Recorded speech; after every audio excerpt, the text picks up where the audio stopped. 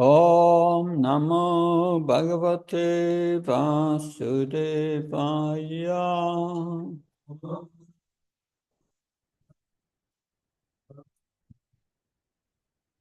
Om Namo Bhagavate Vasudevaya.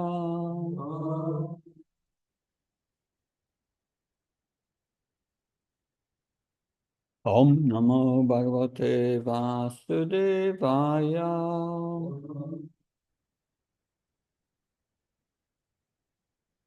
We are reading from the first canto, chapter 9, The Passing Away of Bhishmadev, text 15, 1915. Narayanam Namaskrityam Naram Cheva Narottanam Devim Saraswatam Sitam Vyasam Tato Jetu Dirayat Nasvesya Bhadrasya Nityam Bharata Sevyam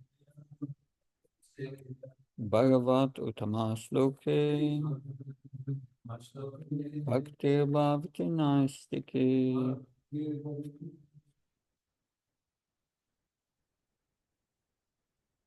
Yatra Dharma Suturaja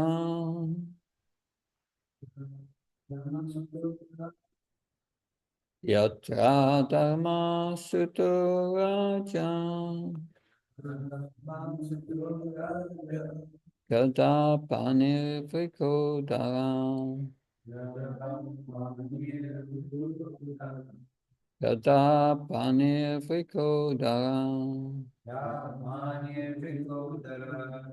Krishna Stri Kandivam Chapam Surit Krishna Stato Vipat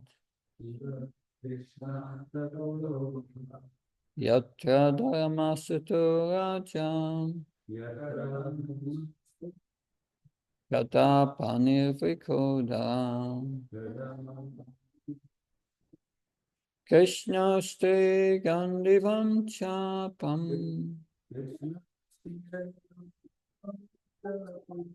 Surit Krishna Tato Vipad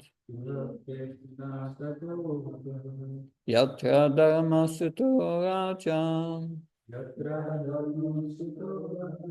Gada Panirvikodara Krishna Ste Gandivam Chapam Surit Krishna Stato Vipat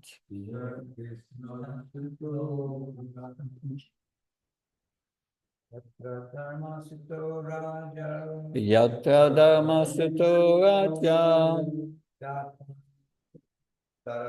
Gada Panirvikodara Krishna Ste Gandivam Chapam Surit Krishna Stato Vipat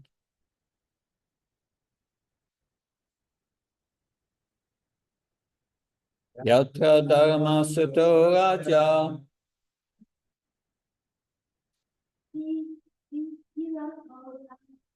Gada Panirvikodara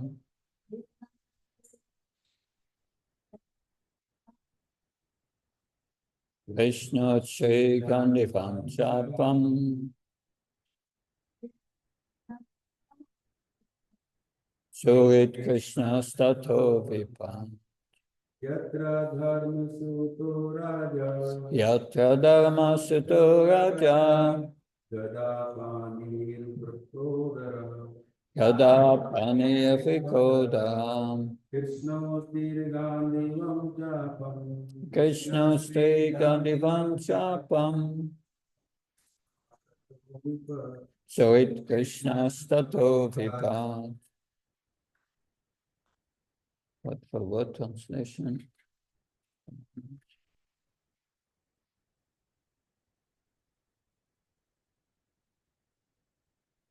Yatra, where there is Dharma Sutta, the son of Dharmaraj, Raja, the king, Gadapanihi, with his mighty club in hand, Vrikodara, Bhima, Krishna, Arjuna, Astri, carrier of the weapon, Gandivan, Gandiva, Chapam, bow, Surit, well-wisher, Krishna, Lord Krishna, the personality of Godhead, Tata, thereof, Pipat, the Pipat, reverse. Translation and purport by A.C. Bhaktivedanta Swami Srila Prabhupada ki. How wonderful is the influence of inevitable time. It is irreversible. Otherwise, how can there be reverses in the presence of King Yudhishthira, the son of the demigod controlling religion? Bhima, the great fighter with a club, the great bowman Arjuna, and his mighty weapon Gandiva, and above all, the Lord, the direct well-wisher of the Pandavas. Purport. As far as the material or spiritual resources were required, there was no scarcity in the case of the Pandavas. Naturally, they were well equipped because two great warriors, namely Bhima and Arjuna, were there. Spiritually, the king himself was a symbol of religion. And above all of them, the personality of Godhead, Lord Shri Krishna, was personally concerned with their affairs as the well-wisher. And yet there was so many reverses on the side of the Pandavas. Despite the power of pious acts, the power of personalities, the power of expert management, and the power of weapons under the direct supervision of Lord Krishna, the Pandavas suffered so many practical reverses, which can only be explained as due to the influence of Kala, inevitable time. Kala is identical with the Lord himself, and therefore the influence of Kala indicates the inexplicable wish of the Lord himself. There is nothing to be lamented when a matter is beyond the control of any human being. Read the verse again. Yatra dharma sito raja kada panir vrikodara Krishna stri gandivam chapam surit Krishna stato vipat. Oh, how wonderful is the influence of inevitable time. It is irreversible. Otherwise, how can there be reverses in the presence of King Yudhishthira, the son of the demigods controlling religion? Bhima, the great fighter with a club, the great bowman, Arjuna, with his mighty weapon, Gandiva, and above all, the Lord, the direct well-wisher of the Pandavas. Om Ajnana Timannasya Jananjana Sanakya Chakshuramitam Yena Tasmai Sigove Namah Chaitanyamanopistam Staptam Yena Bhutale Pamrapkadamayam Dadati Svapadantikam Vandeham Shigo Siyuda Padkamalam Shigom Vaishnavam San Jerupam Jagajatam Saganarahnatam Vitam Tam Sajivan Satvaitam Savlutam Parchana Saitam Krishna Chidanya Devam Shirada Krishna Padam Sankanalita Shivishakam Vitam Hey Krishna Gauna Sinudina Bandhujat Pate Gopesha Gopka Kantaranda Kantanamestate Tapta Kansna Gaurangi Radhe Vrindavaneshwari Vishabhani Sutta Devi Pranamama Hepri Pankha Kalptavisha, Kripa Sinvavisha, Patnam Pavanvyo, Vaishnavyo, Namo Namah. Jaya Shri Krishna Chaitanya Prabhu Nityananda, Jai Advaita Gadadhar, Srivasa Gaura Bhakta. Hare Krishna, Krishna Krishna, Hare Hare, Hare Ram, Ram Ram, Hare Hare. Namo Vishnu Padaya Krishna Prasthaya Bhutale Srimate Bhakti Vedanta Swami Namini. Namaste Saraswati Devi, Gauravani Pacharani, Nirvishesha Sunyavadi Paskachani Desatani. Srila Prabhupada ki. So, Bhishmadev is speaking here. He's lying on a bed of arrows that all the blood is practically out of his veins. But he had the benediction of his father, King Santanu. He had a benediction that he would only die if he would want to die. Quite a benediction. How did he get his benediction? Well, then we have to go back into the history of Bhishmadev. His father, King Santanu, he felt attracted to a girl, Padmaganda. Padmaganda had got the benediction that her body would have the fragrance of a lotus flower. So once King Santana was hunting in the forest, and this smell, this fragrance came into his nostrils, and he was curious. Where is this coming from? Yeah. And then he found this girl who was taking people over the river with a boat. And she was extremely beautiful. And he approached her to marry her, but she said, yeah, that you have to ask my father. So King Santanu went to the father, and the father said, yes, you can marry my daughter, but there's one condition. The condition is that her son is going to be the king. Only on that condition I can offer my daughter to you. But King Santana said, this is not possible. I already coronated my son as the crown prince. At that time, Bhishmadev's name was Devavrata.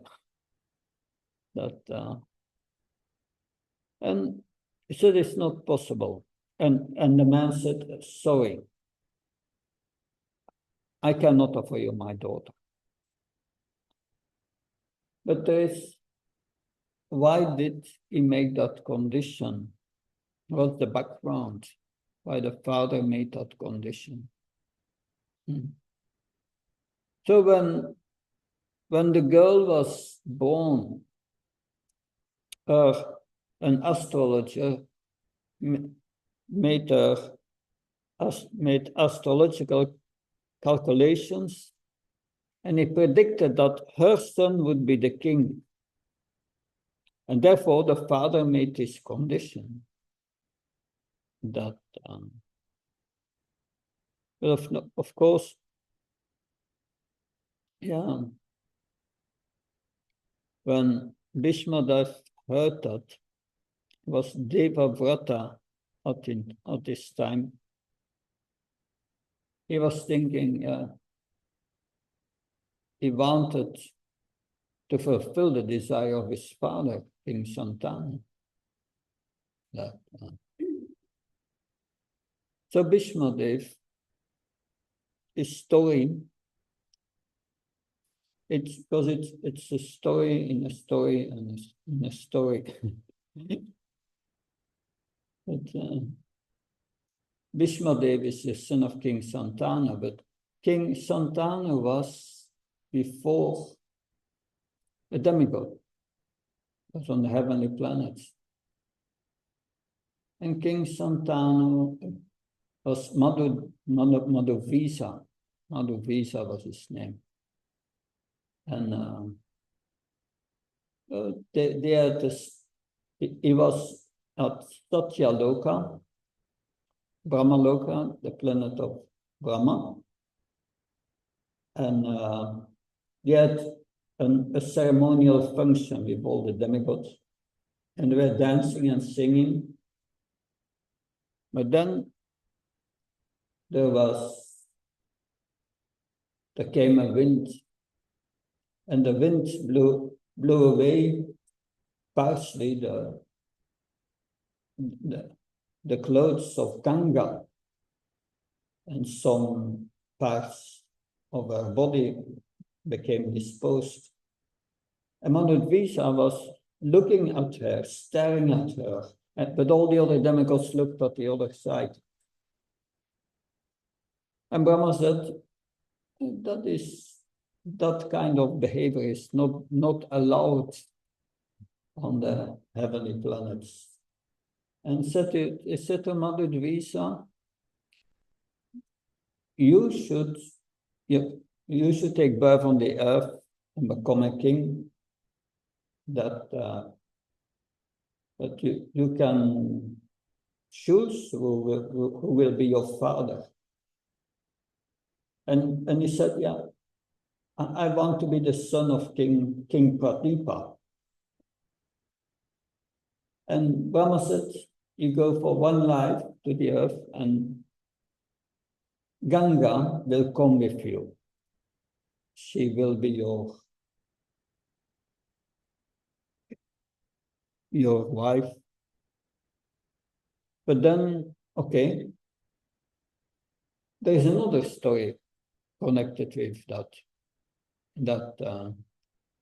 there were the 8 Vasus, that are kind of demigods, Vasus, 8, and the chief Vasu was Jai, and they saw that Vashishta had a wish-fulfilling cow, a Sarabi cow that could fulfill all the wishes. And the wife of Jai said to Jai, Jai, if we would have this cow, then we have unlimited ghee, we can do sacrifices and so on. That would be for our welfare. So these 8 Vasus, they made a plan to steal this Surabi cow from Vashishta. And they stole the cow. And Vashishta,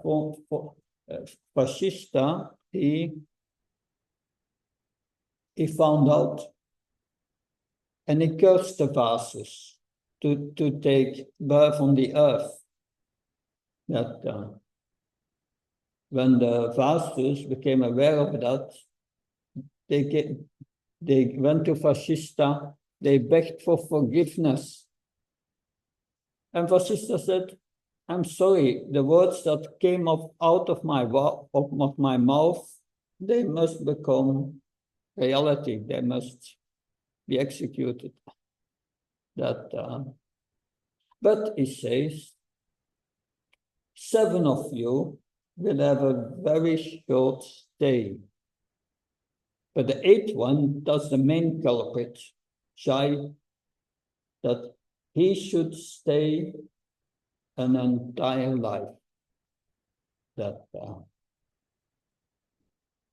And okay, that, but all the other vasus, they gave all their power to Jai, all their powers. That, but then King Santanu came to the earth, and one day he was wandering at the Ganga, and he saw this beautiful girl walking on the waves of the Ganga, came out of the Ganga.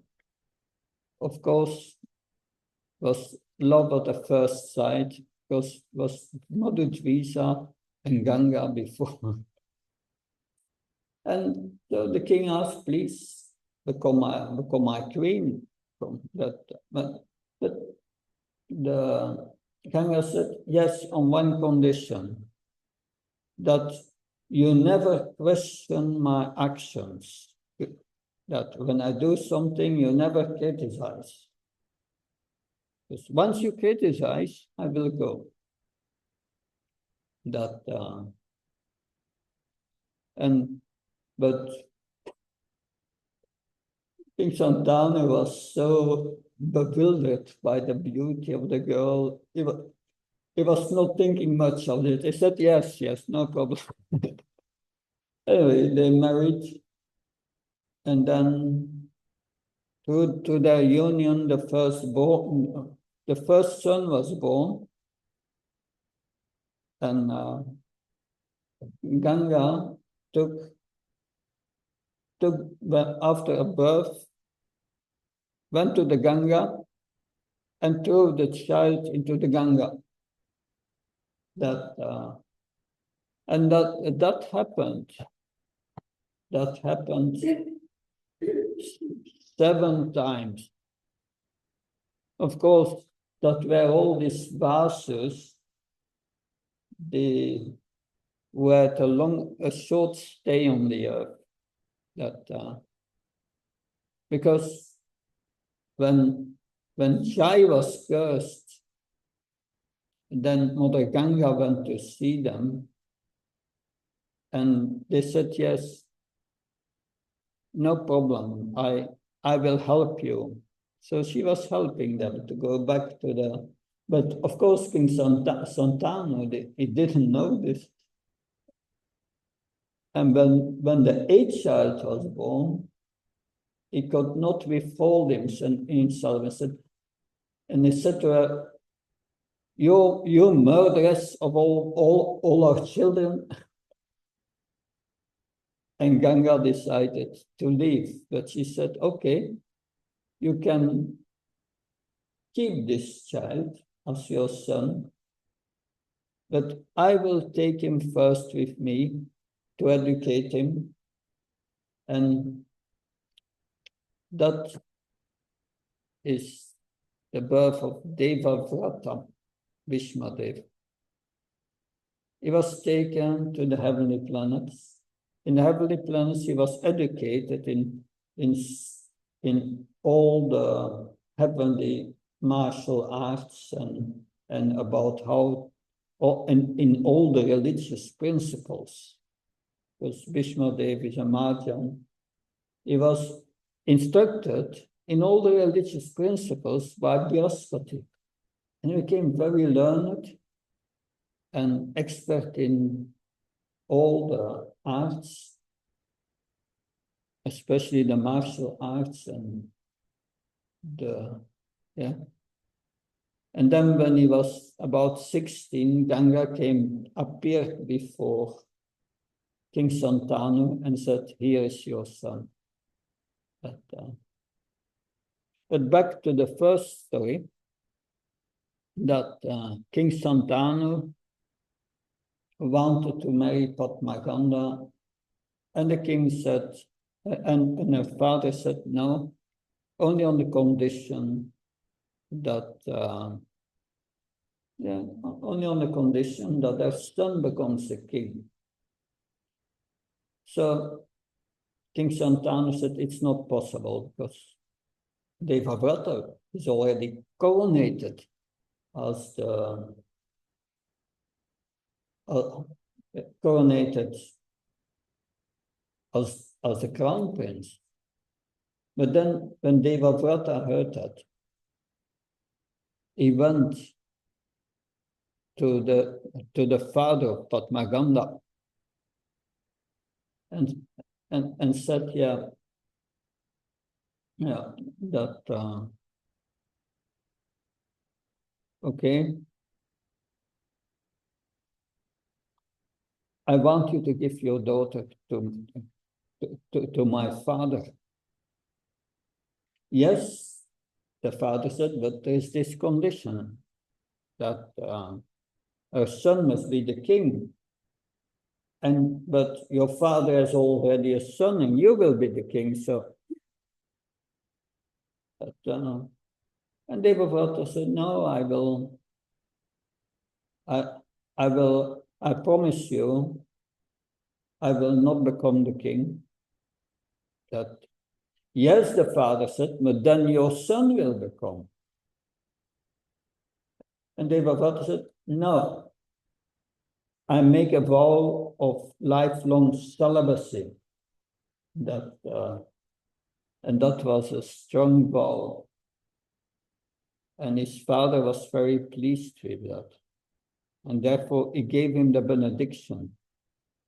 That you will only die when you want to die.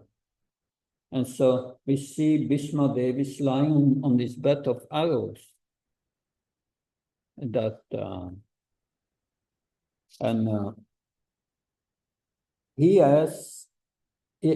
He had all divine wisdom. Because just before him, are the Pandavas in royal retinue,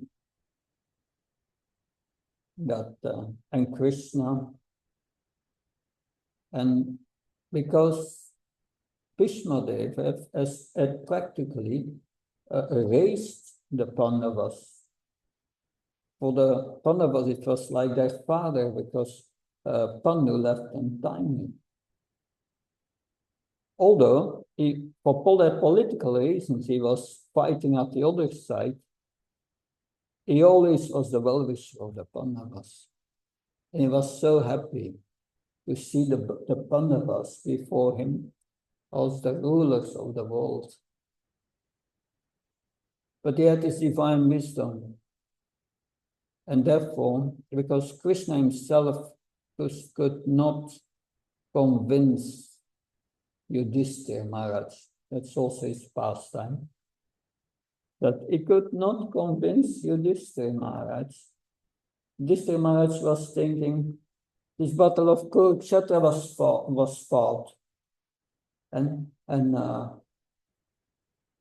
so millions of Kshatriyas died just to bring me on the throne. I will go to hell for many, many lifetimes. And Krishna could not convince them, but they told them, you should hear from Bhishma Dev. And here in this verse, Bhishma Dev is telling you this, dear Maharaj, that yes, well, in these verses, this Prabhupada writes in the purport, yeah, it's all the influence of Kala, inevitable time. It was destined to happen. But Kala is identical to Krishna. Therefore, it's interesting, the inexplicable wish of the Lord himself.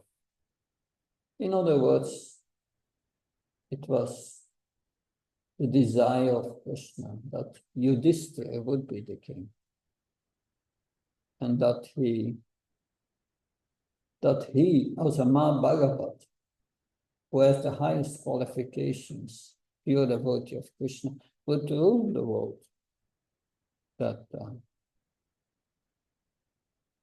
So how is the influence of destiny. Yeah. I remember always in the Bible, as one sows, so shall he reap. And that, yeah. That's, in Bhagavad Gita said, Guna karmani sarvasya. One must act according to the modes of nature. Modes of nature is one's reaction, that one is destined because of one's previous actions in previous lives. That action, reaction. That yeah. You have an action and reaction, different reactions. We get the reactions according to our guna and karma in our previous life. Like our reaction, we can have different reactions on the reaction we undergo. It's up to us how we react. But people react according to their guna and karma. I give an example, like a cyclist. A cyclist, someone is hit by a cyclist on the road, hit. So one person may start to cry. That's a reaction in the mode of ignorance. Another person is hit by a cyclist and he beats up the driver. So in the mode of passion. That, or another person is hit by a cyclist and he may say, oh, it's my fault, sorry.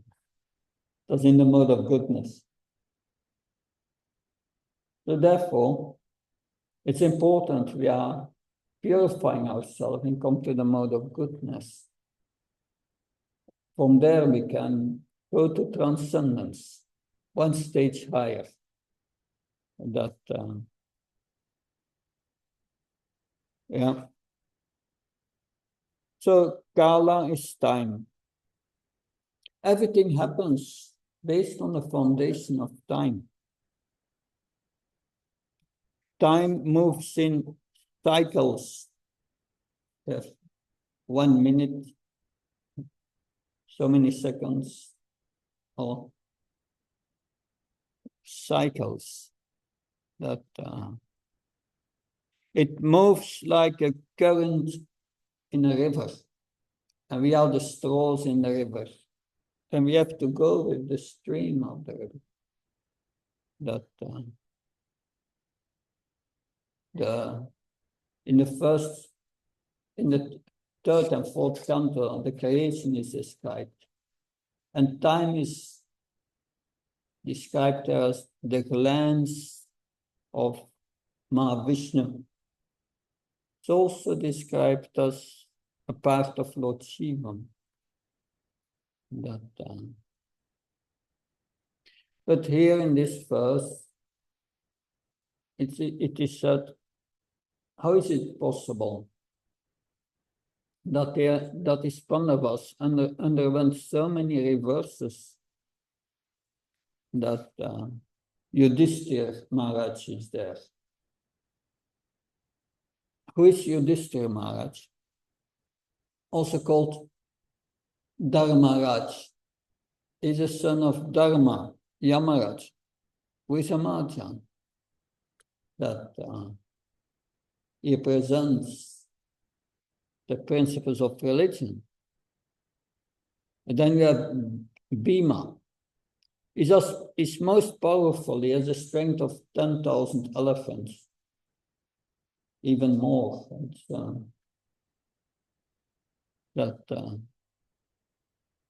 Arjuna is the greatest warrior of all times. So Bhishmadev is expressing his surprise that how is this possible? That Why are they witnessing so many reversals in their lives? That, first, they became the king of of the entire Earth planet. But then this gambling match took place. In the morning, they were king.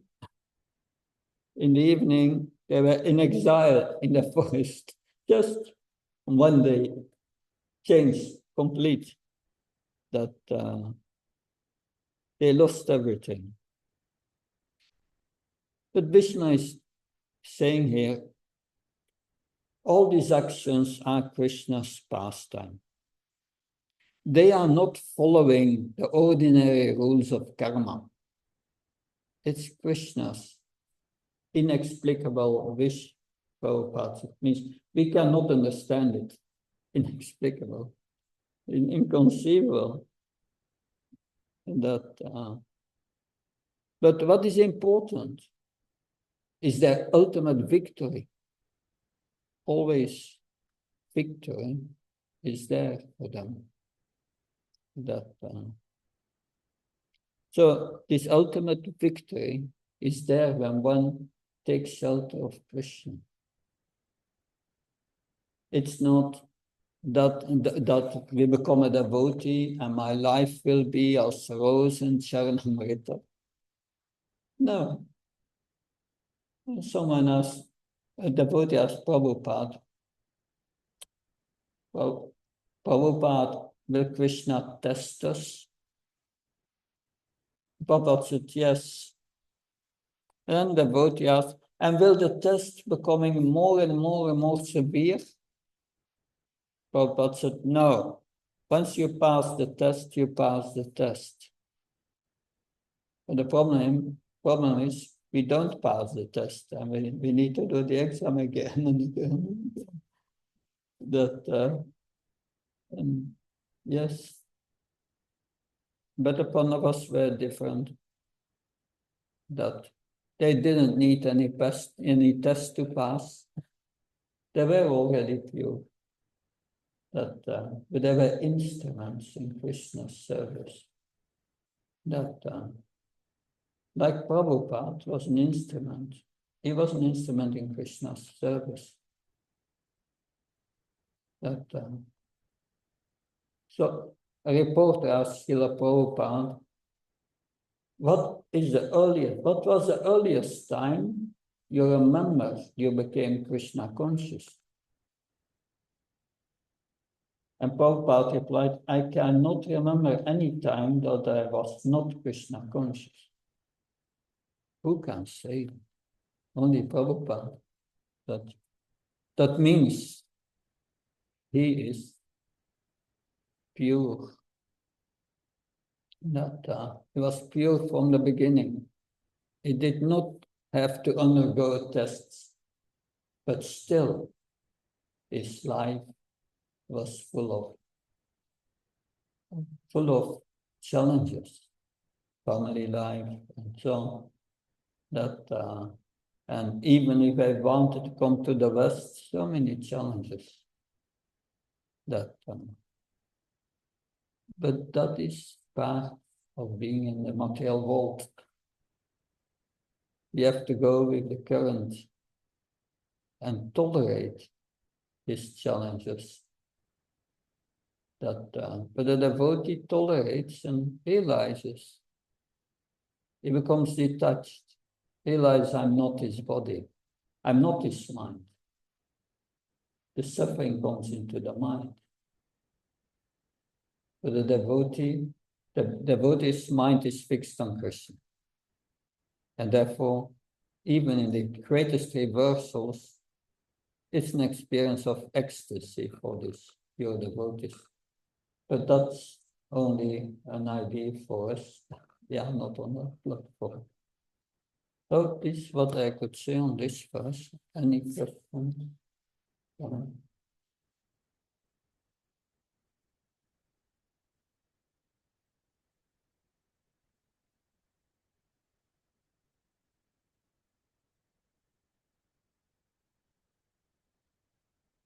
If there are questions on the internet.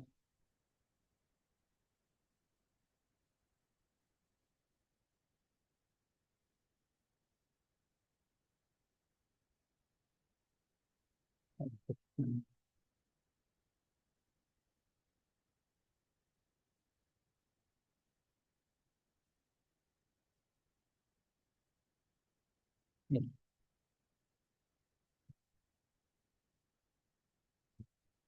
Point of uranium.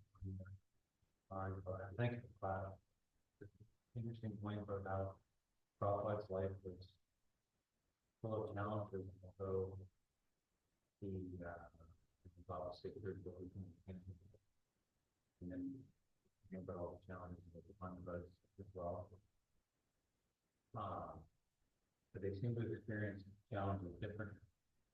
It doesn't seem to be like, can we say that it's not really kind of suffering, like it's not really, is it the same kind of is the challenge in the same sense, or that it's someone not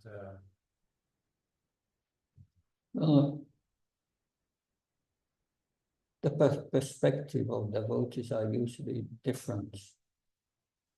If we experience suffering, like Queen Kunti, she asked for calamities, because when I'm in difficulty, I always think of Krishna, I always take shelter. So I remember when Prahlad Nanda Maharaj gave a class on this verse, he said, but we are very fortunate. We Kali Yuga, we don't have to pay for difficulties. They come on their own accord. And that's a reality. That is, we are born in Kali Yuga. Means our karma is not so good to take birth in Kali Yuga. So yes, we have to undergo so many tribulations. But then devotees see this suffering as an opportunity to purify themselves, to become more detached from the world and more attached to Krishna. It's an opportunity, like Queen Kunti says, yes, an opportunity to take shelter of Krishna. That challenges, if we take it as an opportunity to become more Krishna conscious, it becomes very positive. But the perspective should be there. If we are too absorbed in raga and dvesha, attachment, aversion of the body, then it's difficult to get it perspective, because one identifies with the mind, and the suffering comes in the mind, and we think that's my suffering. But the devotee, if he's advanced, he's so absorbed in his service that he does not notice this suffering, this good and bad. That he lives on a spiritual platform, means good is serving Krishna and thinking of Krishna. Bad is forgetting Krishna. So that's the and the devotee cultivates spiritual attachment and aversion, averse to what's bad for Krishna consciousness, and we become attached to what's good for Krishna consciousness. So that's another perspective. Then suffering becomes a step for us to make spiritual progress. That using the suffering to make spiritual advancement. So we can use everything in Krishna's service, not even the suffering. When I was in the Ukraine, I spoke about that. I gave a seminar about that 15 years ago. And during the first day, all at the festival in Ukraine, all those who gave seminars, Niranjan Maharaj was presenting them. And the name of my seminar was Turning Suffering into Spiritual Bliss. And Niranjan Maharaj said, you should all go to this to this seminar because you have a lot of suffering to be turned to bliss. But today certainly that I've been preaching in Ukraine for many years, and now it's not possible, but I still give online classes and keep in contact with the devotees, but not easy. Mhm. Does that help? Yes. Yeah. Good. Yes, Paul. Mr. Conrad, we were talking about Yeah. unfortunate things happening. Like the person in something good. It occurred to me many years ago when I see things happening to people, unfortunately. And one specific example came into my mind. That for many years I was driving taxi and sometimes it happens, you know, if somebody parks their car in the wrong place, what happens? The tow truck comes along. and Yeah. tows away, you know, the park immediately. Yeah. And then the person has to go to the tow truck company, pay a big fine, and they can get their money, get the car back. So I had this happen sometimes, something like that on the taxi. And, you know, maybe not in the best mood, as my car was towed, would be happy about that. But I was chatting with them along the way, and defending and stuff like that. And, because of the friendly chatting, in the end, they ended up paying me for the tip, and quite often the maximum is up to the tip.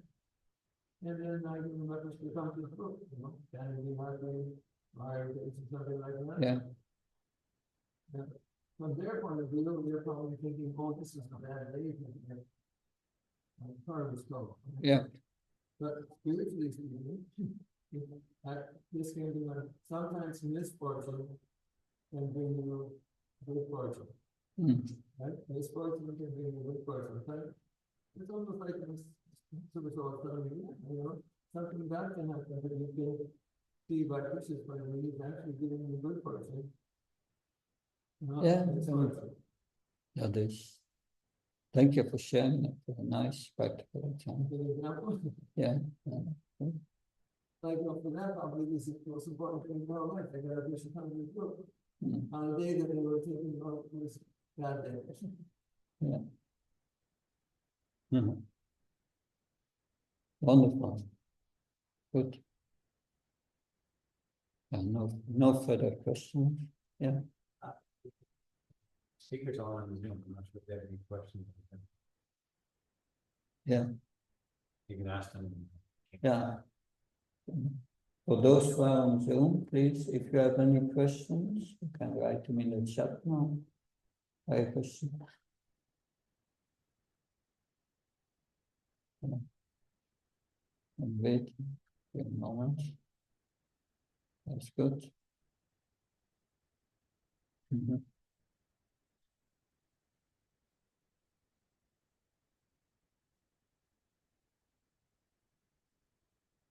About suffering, I'm always thinking in the Bhagavad Gita 13:13, it said the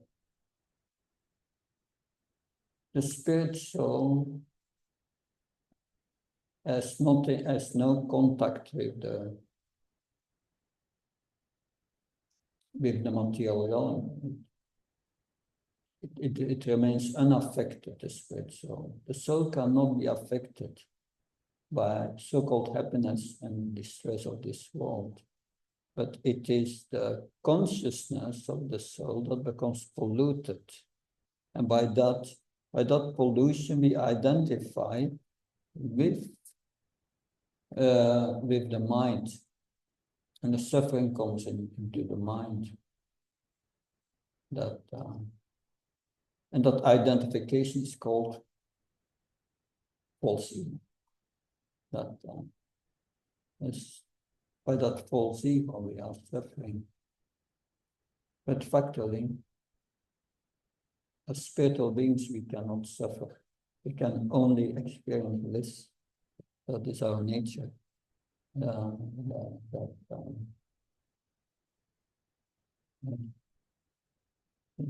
Any comments on the internet? No, okay. But then we will end the class. Thank you very much. Tantra Srimad Bhagavatam ki, Srila Prabhupada ki.